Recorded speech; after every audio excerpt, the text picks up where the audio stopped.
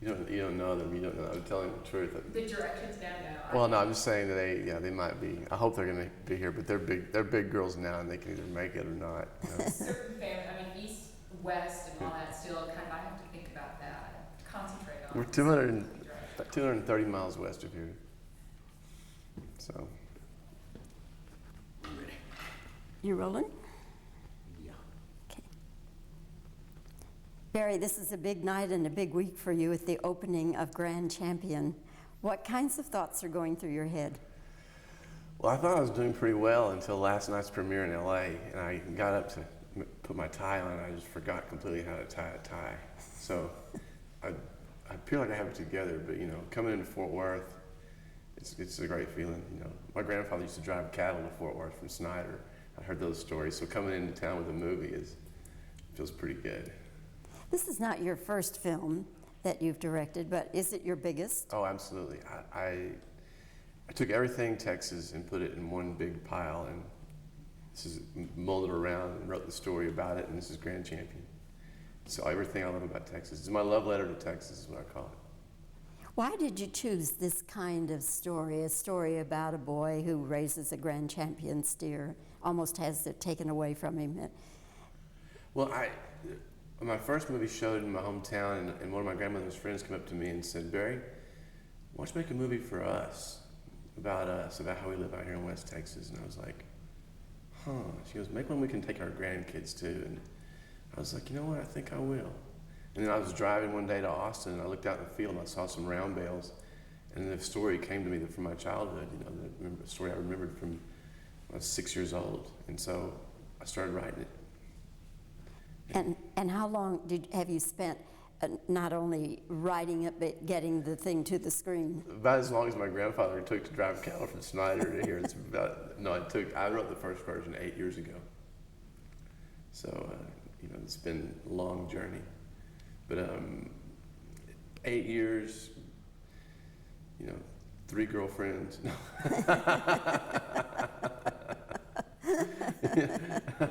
If you put it together in miles and in blood and sweat and tears, it's a ways. It's about 230 miles, which is about as far as the Snyder. You have all these name people attached to it in various capacities, but George Strait and Julia Roberts and Bruce Willis. Were you calling in a lot of markers, or how did that happen? I have pictures. No. I called in favors I didn't have coming to me. I just bugged George. I literally wore George down by asking him to do it. To where finally he said, "Yeah, I'll do it. Just don't ask me again, please."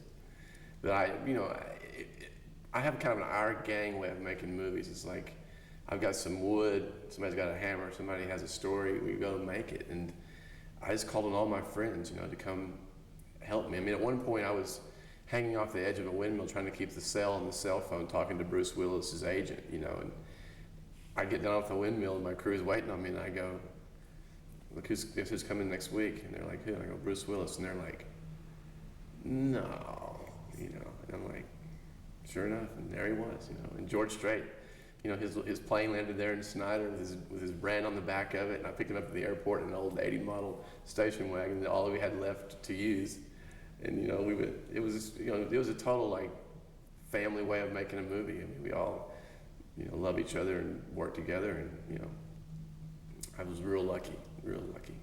I can understand the Julia Roberts connection because her niece Emma is in it and has a leading role. And then her husband, Danny Moder, is the cinematographer. Right. So Julia had to participate, right? Well, Julia was Emma's guardian. So on the set, children have to have a guardian.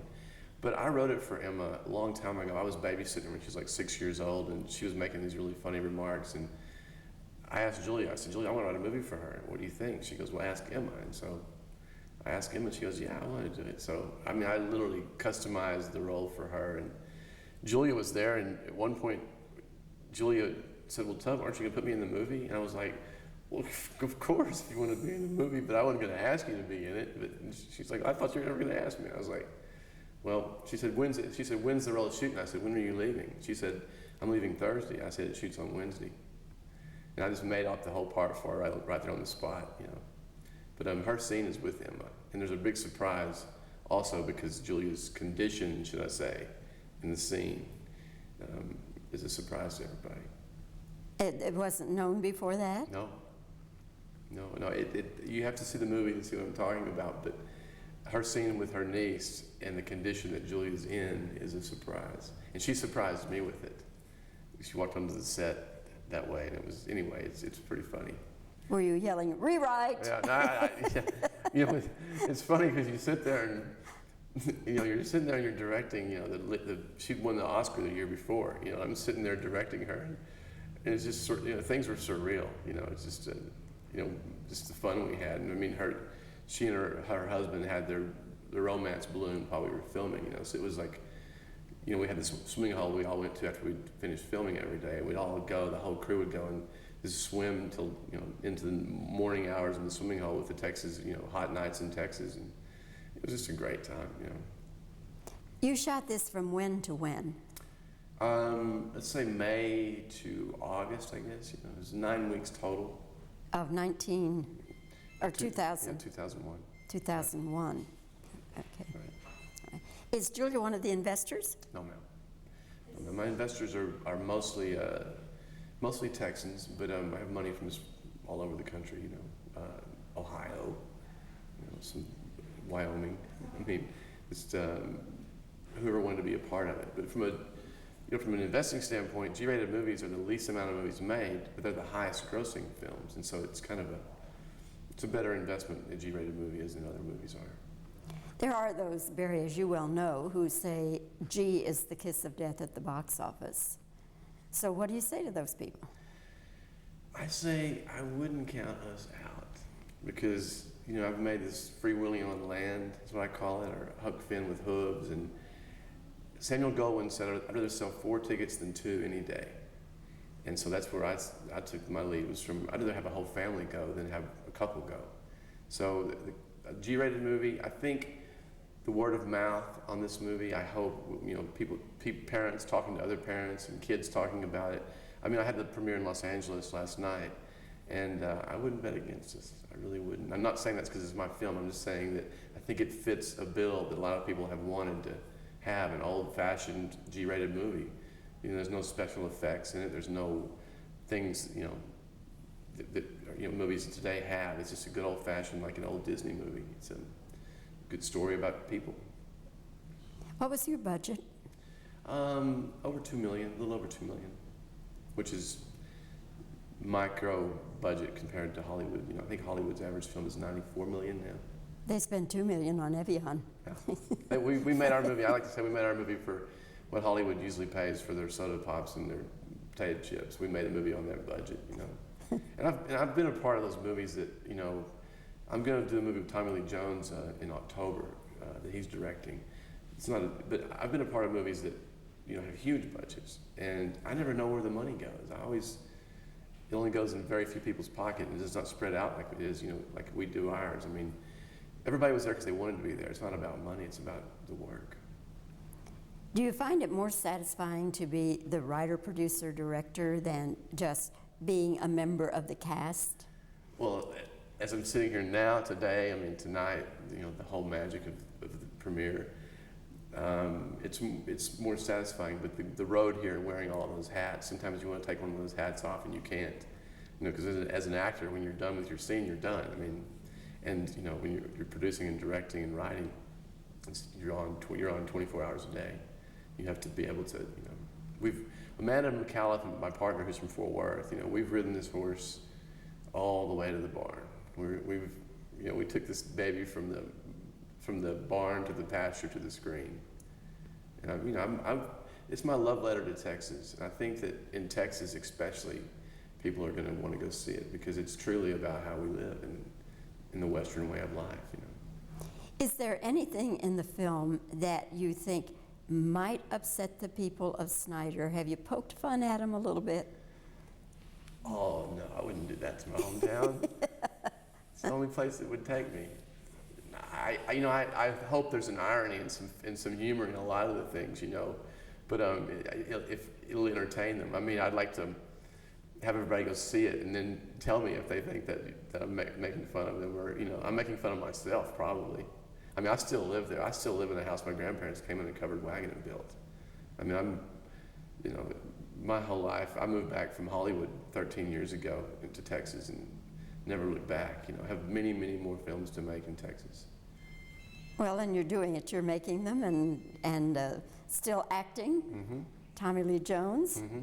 You've acted with him before. Yes, we did Lonesome Dove together, and he directed me in a play after that. But we've remained friends. He's from Midland. Mm-hmm. You know, you can always tell a Texan, you just can't tell them much.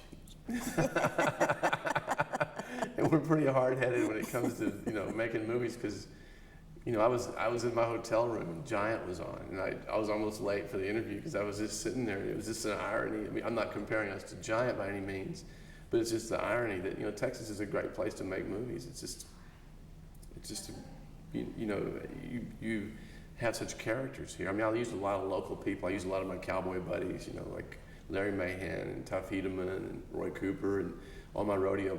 I rodeoed before I started making movies. And so I just used every bit of my life and put it all in one, like I said, this ball of wax, and that's what's Grand Champion, you know. So. Well, I hope it does champion business for you. I want it to be successful because people are always saying to me, you know, there aren't any good movies I can take the kids to. And the fact is, if they don't support those films, there won't be. But if they'll get out and support them, there'll be more of those.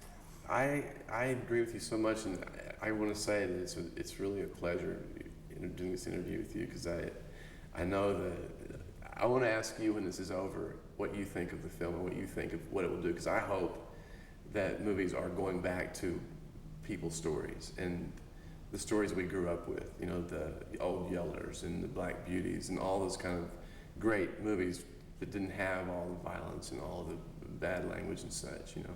But you tell me, you know, hopefully we can continue this again, you know, if the movie becomes a sleeper hit and we can have this again, maybe. Very good. Okay. Very best of luck to you, and thanks for your time today. Absolutely, thank you. Now he's going to Okay. bring the camera around, and I'll re-ask some questions.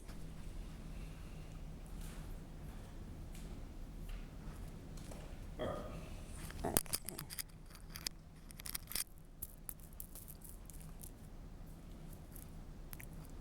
All right.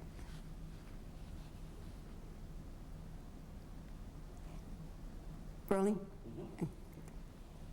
Barry, as this film opens, what is going through your mind? I just told you, it's like a dream. When did you first get the idea for doing this movie? Well, I was driving from Snyder to Austin one time. It clicked in my head. How much time has lapsed between the time that you first got the idea for it and now that it's opening? A long time. 8 years. And how many girlfriends? 3 girls. It cost me 3 girlfriends and a dog and some blood, sweat, and tears. You have all these famous names attached to it, Julia Roberts and Bruce Willis and George Strait, and you must have called in a lot of markers. Yeah, ones I didn't have coming, that's for sure. I told you I have pictures of them. I have some pictures that they needed to see. How did you come to cast Julia Roberts' niece, Emma Roberts? When she was 6 years old, I was babysitting her, and she made these really funny remarks. Yeah. I didn't ask you, but what was the occasion of your babysitting her? Julia's like a family to me. Oh.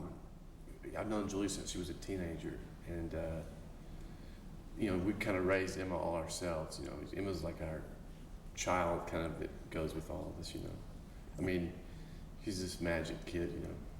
Okay. Let's see, where was I? Is Julia one of the investors? No. She invested by being in the film. Okay, now I'm sorry. keep, yeah, okay. The way you were during the interview. I didn't know you went that low. CJ is laughing. Director Bobbie. CJ, you're a troop. Okay.